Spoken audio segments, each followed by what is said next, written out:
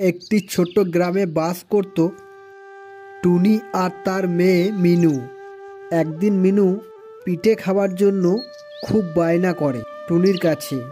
তাই টুনি মেয়ের আবদার রাখার জন্য বলে, আচ্ছা ঠিক আছে মিনু, আমি তোর জন্য পিঠে বানাচ্ছি, তবে তুই এখন খেলতে যা তো দেখি। এই বলে টুনি বসে পড়ে আর মিনুও খেলতে চলে যায়। বেশ কিছুক্ষণ পরে টুনির বাড়ির পাশ দিয়ে একটি ডাইনি পেরিয়ে যাচ্ছিল। আর টুনির বানানো পিঠের গন্ধে ডাইনিটা টুনির বাড়ির ভেতরে চলে যায় আর টুনিকে বলে, এ টুনি, টুনি আমাকে কটা পিঠে দিবি? তখন টুনি বলে, কেন দেব না?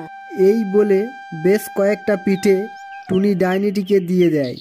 আর পিঠেগুলি ডাইনি খেয়ে খুব তৃপ্তি পায় এবং টুনিকে বলে, টুনি, আমি তোকে কত বিরক্ত করি, তাও তুই আমায় পিঠে খাওয়ালি।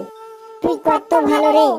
তাই আমিও তোকে কথা দিচ্ছি, আজ থেকে আর তোকে বিরক্ত করব না এবং আমরা একে অপরের বন্ধু হয়ে থাকবো। এই বলে ডাইনিটা সেখান থেকে চলে যায় আর টুনিও ডাইনির হাত থেকে সারা জীবনের মতো মুক্তি পেয়ে যায়।